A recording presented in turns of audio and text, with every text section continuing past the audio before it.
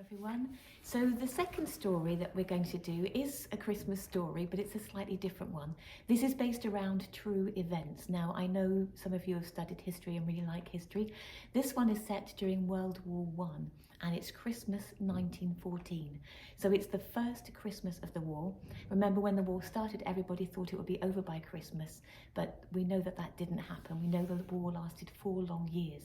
And this first Christmas was really difficult for the men because they'd been enduring horrible conditions living in those trenches in the battlefields of France. They'd had snowstorms and flash floods, and the land had turned to a big quagmire, this big muddy mess that they were expected to live in day after day while they were being shelled. So very, very difficult times for them. The writer Aaron Shepard has written a story based around his research into this part of the war. Lots of stories are told about it. Some of it is true, some of it's not true. So he's researched really carefully to make sure that what he's telling us in his story is accurate. So if you're ready, I will begin. A Christmas Truce, a true story of World War One. My dear sister Janet, it is 2 a.m. in the morning, and most of our men are asleep in their dugouts. Yet I could not sleep myself before writing to you of the wonderful events of Christmas Eve. In truth, what happened seems almost like a fairy tale, and if I hadn't been through it myself, I would scarce believe it. Just imagine, while you and the family sang carols before the fire there in London, I did the same with enemy soldiers on the battlefields of France. As I wrote before, there has been little serious fighting of late. The first battles of the war left so many dead that both sides have had to send home for replacements, and until they come, things have been quieter. So we've stayed mostly in our trenches and waited.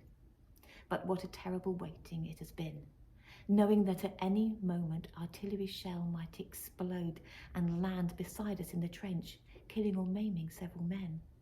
And in daylight, not daring to lift our head above ground for fear of a sniper's bullet. And the rain. It has fallen almost every day. Of course, it collects right in our trenches, where we must bail it out with pots and pans and anything else we can find. And with the rain has come the mud, a good foot or more deep. So it's about this deep in mud. Can you imagine that?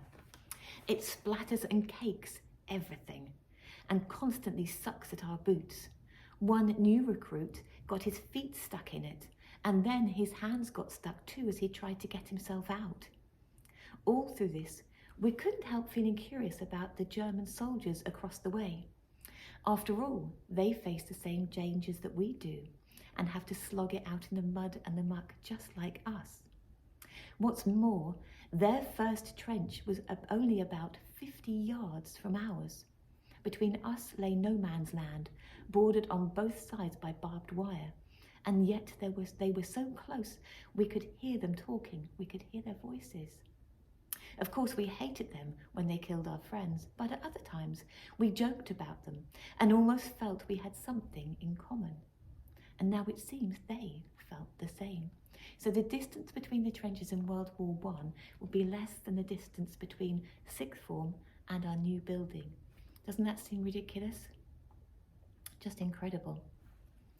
But yesterday morning, Christmas Eve, we had our first good freeze.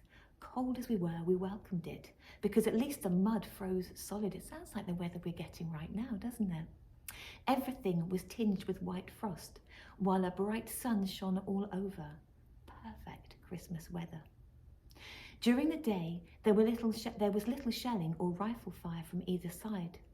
And as darkness fell on our Christmas Eve, the shooting stopped entirely. Our first complete silence in months, we couldn't believe it.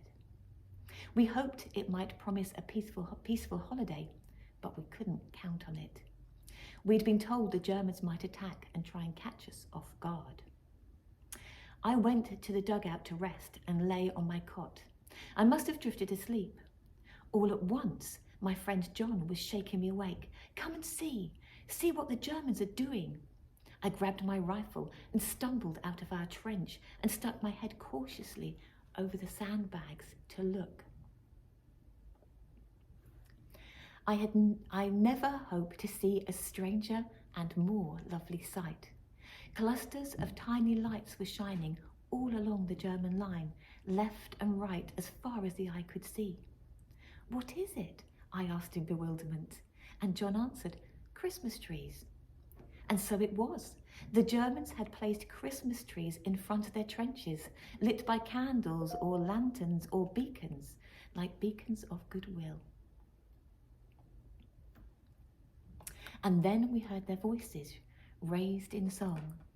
Stille Nacht, heilige Nacht. This carol may not yet be familiar to us in Britain, but John knew it and translated. Silent night, holy night. I'd never heard a lovelier one, or one with more meaning, in that quiet, clear night, its dark softened by a first quarter moon. When the song finished, the men in our trenches applauded. Yes, the British soldiers applauding the Germans. Then one of our own men started singing and we all joined in. The first Noel, the angels did say. In truth, we sounded not nearly as good as the Germans with their fine harmonies, but they responded with enthusiastic applause of their own and began another. O Tannenbaum, wir grün sind deine Blätter, which means, O Christmas tree, how beautiful are your branches. That's a lovely song, isn't it? Then we replied, O come, all ye faithful, joyful and triumphant. And this time they joined in, singing the words in Latin, Adeste Fidelis. British and German harmonising across no man's land. I would have thought nothing more could happen, nothing more amazing anyway. But what came next was even more so. English, come over, we heard one of them shout. You no shoot, we no shoot. There in the trenches, we looked at each other in bewilderment. Then one of us shouted back jokingly, you come over here. To our astonishment, we saw two figures rise from the trench, climb over the barbed wire and advance unprotected across no man's land. One of them called, send officer, we talk. I saw one of our men lift his rifle to the ready, and no doubt others did the same. But our captain called out, hold your fire! And then he climbed out and went to meet the Germans halfway. We heard them talking, and a few minutes later, our captain came back with the German cigar in his mouth. We've agreed there will be no more shooting before midnight tomorrow, he announced. But sentries are to remain on duty and the rest of you must stay alert. Across the way, we could make out groups of 2 or 3 men starting out of trenches and coming towards us. Then some of us were climbing out too, and in minutes more, there we were standing in no man's land. Over 100 soldiers and officers of each side shaking hands with men we'd been trying to kill just hours earlier. Before long, a bonfire was built, and around it we mingled, British khaki and German grey. And I must say, the Germans were better dressed than we were. They had fresh uniforms for the holidays. Only a couple of our men knew German, but more Germans knew English. I asked one of them why that was. Because we have worked in England, he said. Before all this, I was a waiter at a hotel. Perhaps I waited on your table. Perhaps you did, I said, laughing. He told me he had a girlfriend in London and that the war had interrupted his plans for marriage. I said, don't worry, we'll have you beat by Easter and then you can come and marry your girl. He laughed at that and then asked if I'd send her a postcard he'd give me later, and I promised that I would. So can you see, before the war, German people and English people, British people were friends. It's a terrible thing what war can do, isn't it? Another German had been a porter at Victoria Station. He showed me a picture of his family back in Munich. His eldest sister was so lovely. I told him I should like to meet her one day. He beamed and said he would like that very much, and he gave me his family's address. They gave his home address to him. Even those who could not converse could still exchange gifts. Our cigarettes for their cigars, our tea for their coffee, our corned beef for their sausages. Badges and buttons from uniforms changed owners, and one of our lads walked away with the infamous spiked helmet. I myself traded a jackknife for a leather equipment belt, a fine souvenir to show at the end of the war. Newspapers too changed hands, and the Germans howled with laughter at ours. They assured us that the France was finished and that Russia would soon be beaten too. We told them that was nonsense, and one of them said, well, you believe your newspapers and we'll believe ours.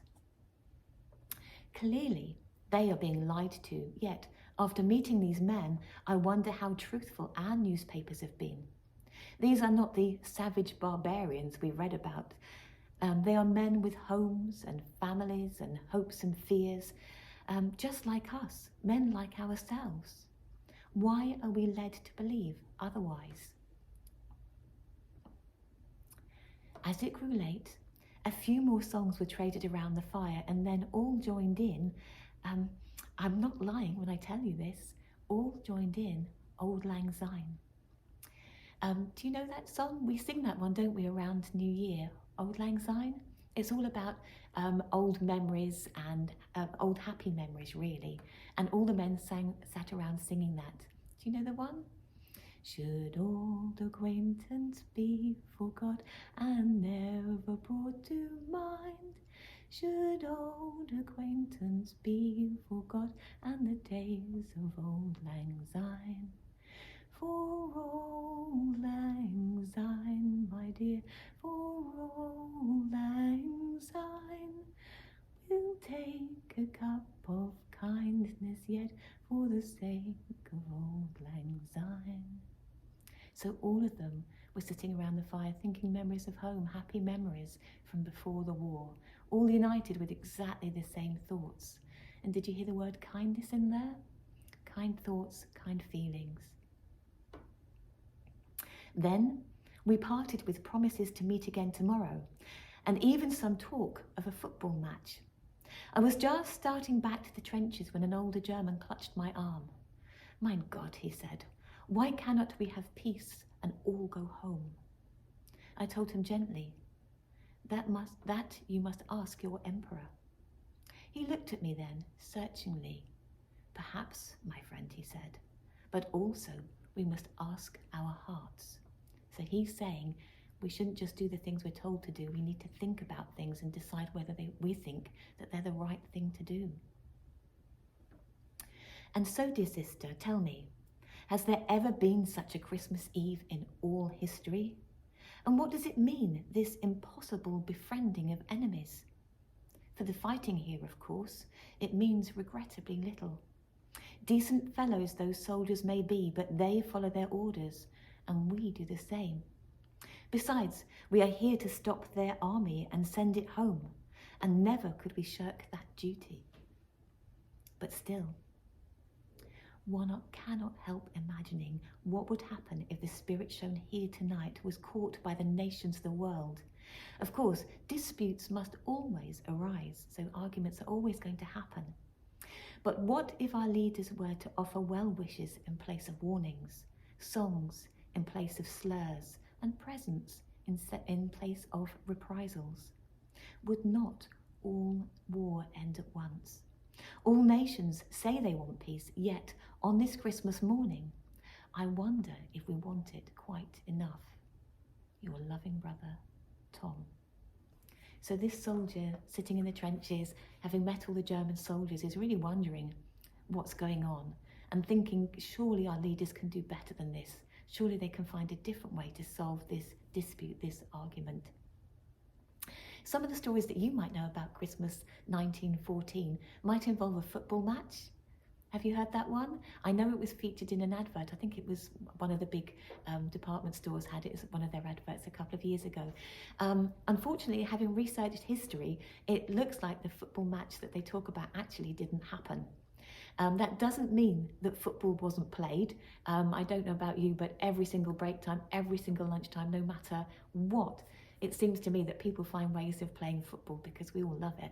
And I think the same happened on those fields in France. But an actual formal football match probably couldn't have happened if you think about the weather and you think about the conditions over there. But did they play football? Did they find friendship through playing football? I'm pretty sure that they did. Anyway, if you're interested in finding out more, we've got some lovely books in our library about World War I history. I hope you enjoyed the story, and I hope you all have a very peaceful Christmas. I'll see you soon. Bye for now.